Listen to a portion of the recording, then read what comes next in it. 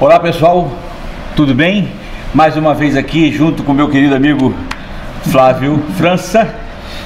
E estamos aqui para falar das coisas que acontecem na polis, né? Coisas ligadas à política, aquelas coisas que vão durante a semana gerando essa massa, né? O Boechat gostava de falar que é uma gororoba para a gente ter que digerir. E sempre com o Flávio é mais fácil, porque o Flávio é um grande conhecedor de política, um grande conhecedor de direito.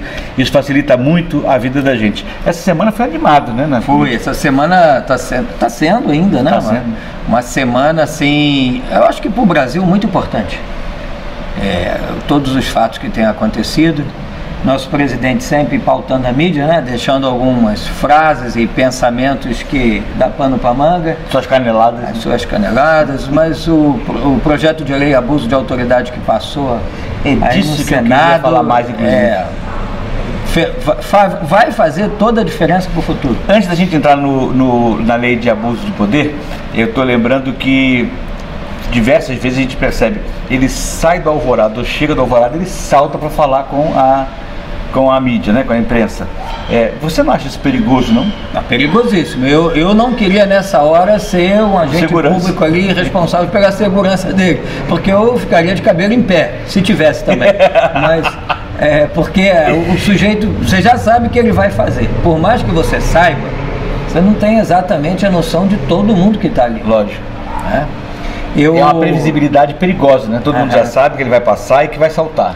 Por falar até uma coisa aqui, aproveitando a oportunidade, não sei se deveria, mas já falando, a segurança dele abate drone.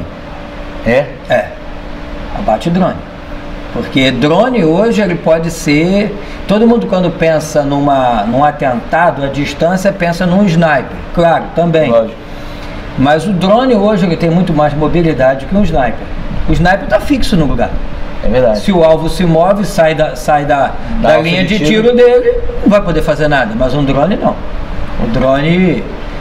hoje tem drone sendo usado para tudo, né? É verdade. Teve um sujeito que outro dia desse aí foi pego, o que ele fazia? Ele lançava um drone nos condomínios para gravar pelas janelas quem estava em momento de ato sexual. Não acredito. E depois vendia isso na internet. Que bacana. Não, e ele fazia isso a 4 quilômetros da base. Para você ver o poder do drone dele, a capacidade que o drone tinha de ir, né, dele ir levando aquilo à distância e de filmar. Capacidade do drone de realizar o que ele quer e a capacidade de imbecil dele de planejar um troço idiota desse. Não, o troço é idiota, mas imagine que estava, entre aspas, dando certo, porque tinha gente que ficava esperando, pagando por aquilo. Pagando para ver. Há quem financia esse tipo de coisa. Sim, exato, porque ele botava aquilo e era pago. Se há quem financia uma coisa dessa, idiota desse jeito, que apenas é dada ao prazer ou à satisfação de um fetiche qualquer, imagine quanto não se paga para fazer maldade com alguém, uma matar, fazer gerar um atentado, coisa que o valha. Exatamente, por isso o drone hoje é um instrumento extremamente perigoso para tudo. Aquelas pessoas que tinham piscina nas suas coberturas, não, aqui ninguém me vê. Já era. Né? Não tem mais lugar seguro. Né? Eu até aconselho a você que na hora H, fecha a cortina. Pode estar passando um drone por ali, né? Sei lá, e amanhã depois você está na internet aí. Vai que é caminho do drone. E até de repente você está na internet, alguém conhecido veio te mandar um recadinho, olha, gostei da performance, né? Você estava muito bem. Vai virar propaganda. Vai virar propaganda, então quer dizer, evite, cortina fechada é mais seguro. Mas voltando à questão da segurança, eu acho perigosíssimo manter esse hábito de parar ali na frente do Planalto. Não resta dúvida. Você vê o Kennedy, quando ele foi morto em Dallas em 63, se não me engano. 63. Dallas era um local hostil ao Partido Democrata. Dallas sempre foi, de sua maioria, republicana. O Serviço Secreto já tinha avisado ele e prevenido, é melhor desfilar em carro fechado, carro com capota. Mas ele não, ele quis desfilar em carro aberto.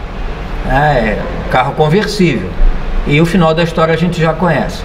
Então, assim, porque num país é como aqui, a gente sabe que não é nada contra ninguém, mas que o Nordeste é onde, por exemplo, o Bolsonaro tem menos receptividade, menos apoio. Então seria um lugar natural para se cometer algum tipo de atentado, não que tenha que necessariamente ser lá, portanto que quando ele foi atingido, ele foi aqui no sul, no Juiz de Fora, mas seria mais provável num lugar onde o povo de uma certa forma é mais hostil a ele. Então, quer dizer, quando você está nesses locais e você relaxa com a segurança, e você fica sempre naquele binômio, né? Segurança ou popularidade, oportunidade de contato com o público ou me precaver mais. Então, nesse aspecto, ele pode realmente, como nesses casos que ele está chegando ali no Palácio do Planalto, para falar com as pessoas, pode ter alguém ali mal intencionado, como o Adélio Bispo, né, aproveitando a oportunidade. Então, eu acho que é um momento de muita atenção para os seguranças. O Palácio da Alvorada, quando ele foi concebido, ainda na década de 50, pelo então arquiteto daquela região, né, foi o Lúcio Costa e o Oscar Niemeyer. Aquela frente do Alvorada, eu falei Planalto ou Alvorada? Eu falei Planalto, né? Mas é o da Alvorada, eu queria dizer. Isso. O da Alvorada, ele foi planejado com aqueles 200 metros de grama na frente. Qual era a imaginação naquela época? Bom, até mesmo sem muro, até que alguém pule essa lâmina d'água e chegue até lá, qualquer pessoa intercepta, porque o cara vai correr em campo aberto, não tem como se esconder. Ali ele vai ser interceptado com facilidade. Não tem muro, mas você não entra. Sim. Né? Muito bem. Hoje, com o advento dos drones, não há impedimento. Não há impedimento. Acessa-se facilmente o Alvorada. Sim, você pode carregar um drone com uma bomba para explodir com um contato e jogar ele no local. Não é nada difícil. Né? Você imagine que você pega, por exemplo, um explosivo plástico, Semtex, meio quilo dele, você joga um prédio no chão.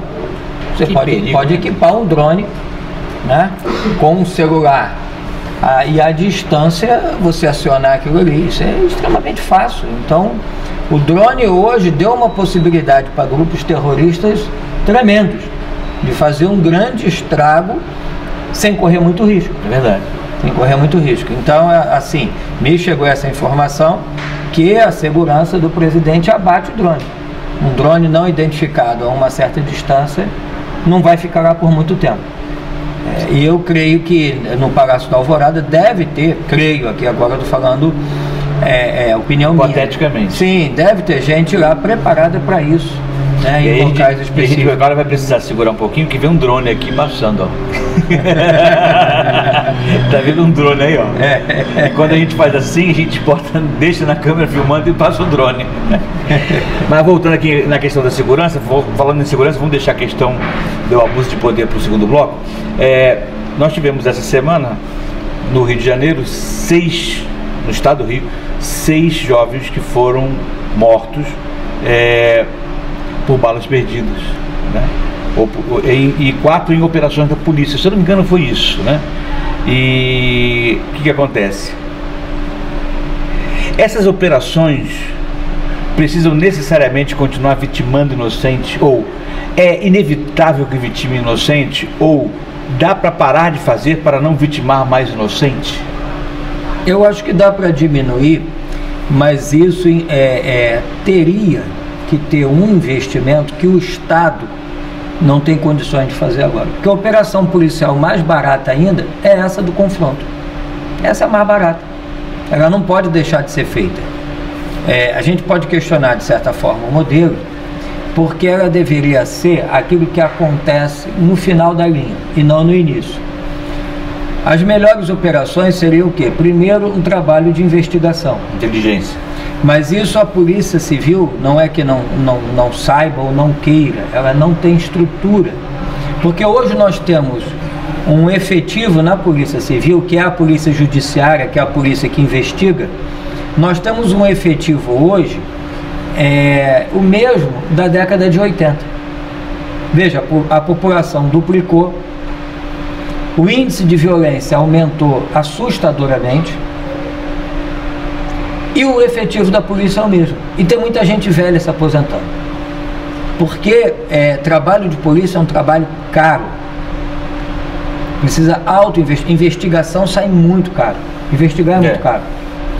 Então, quando a polícia militar ou a polícia civil fosse fosse enfrentar bandidos na favela, seria uma coisa mais pontual, porque ela já estaria munida de um trabalho de investigação, que você já iria mais nos pontos-chave. Não é que isso não aconteça, acontece, mas esse trabalho ele poderia ser melhorado.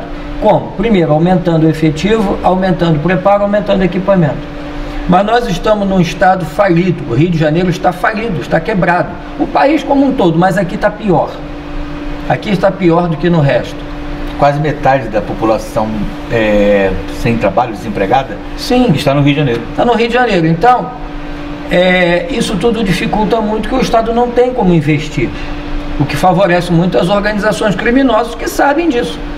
Que sabem que quase que a única coisa que o Estado pode fazer é ir para o confronto.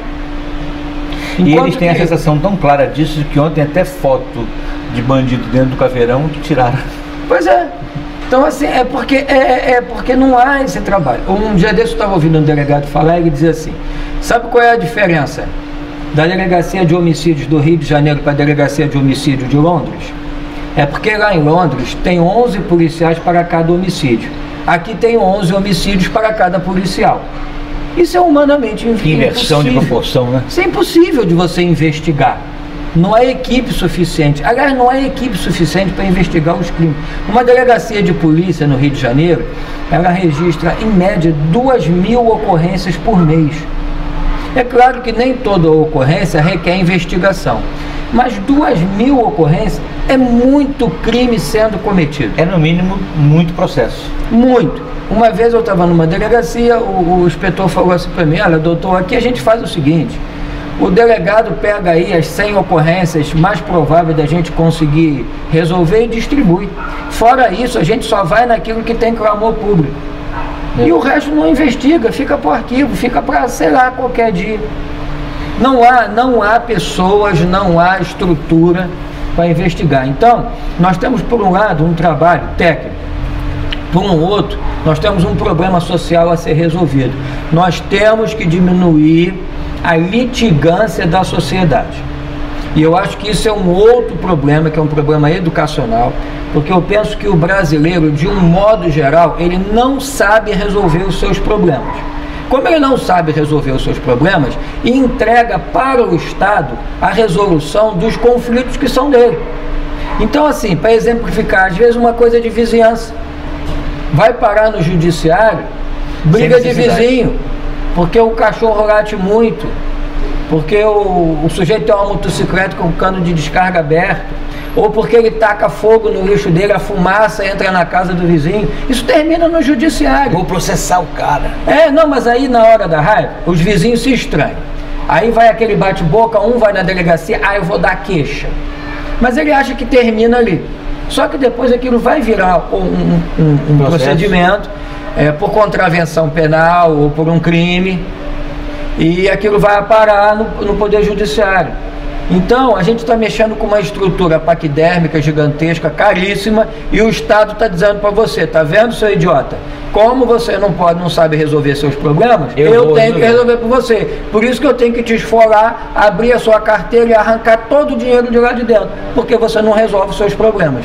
Que é isso? Então, quer dizer, nós temos por um lado um problema de litigância da sociedade, e nós temos por um outro lado uma questão de desaparelhamento, porque você não pode hoje investigar um crime com o efetivo da Polícia Civil que é o mesmo dos anos 80 do século passado. E com uma proporção de casos para investigar por policial que muito maior. E outra coisa, o índice de criminalidade cresceu assustadoramente. Como é que você mede o índice de criminalidade? O padrão é você fazer uma contagem do número de mortos para cada grupo de 100 mil habitantes. Então, por exemplo, a Organização Mundial da Saúde diz que mais de 10 mortos para cada grupo de 100 mil habitantes é epidemia de violência. Os Estados Unidos têm em média 5 mortes. Então, está menos da metade daquilo que é dado como epidemia. Se comparado com os países europeus, os Estados Unidos é um país violento. Mas qual é a média do Brasil hoje? 30 mortes por cada grupo de 100 mil habitantes. Aqui no Rio de Janeiro são 35. Mas se você for para Alagoas, são 71 mortes para cada grupo de 100 mil habitantes. É muita morte por pouco habitante. Exato. Aqui em números absolutos, Rio de Janeiro e São Paulo vão ser mais.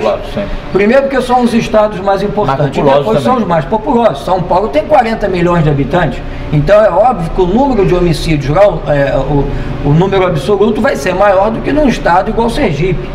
Mas os estados mais violentos do Brasil são os que menos aparecem, Norte e Nordeste. Rio de Janeiro está acima da média, 35. São Paulo é o menos violento, 13 mortes. 13 mortes. Mas quando a gente olha para esse cenário, voltemos ao período chamado período da ditadura. Durante os tais 20 anos da ditadura, qual foi a média do número de mortos para cada grupo de 100 mil habitantes? 11,87. Então lá na ditadura, na chamada ditadura, já havia uma epidemia de violência. Em que não se morria apenas por violência urbana, era não também por questões de ações políticas e tudo mais? Sim, mas veja, as pessoas que têm na nossa idade para mais, diziam assim, naquela época eu saía nas ruas sem medo. Eu saía a qualquer hora do dia, da noite, voltava de madrugada e não tinha medo nenhum. Por quê? Porque o índice de morte para cada grupo de 100 mil habitantes era 11,87. Veio o período da redemocratização e esse índice ele só aumenta. E ele ganha proporções estratosféricas justamente nos momentos em que os partidos de esquerda tomam o poder, a começar com o Fernando Henrique Cardoso e depois com o seu Lula. E aqui no Rio de Janeiro, especialmente com o advento da chegada do Leonel Brizola. Vamos falar nisso no segundo tempo, no segundo bloco, no segundo tempo. A gente vai dar uma pequena pausa, daqui a pouquinho a gente volta, não sai daí.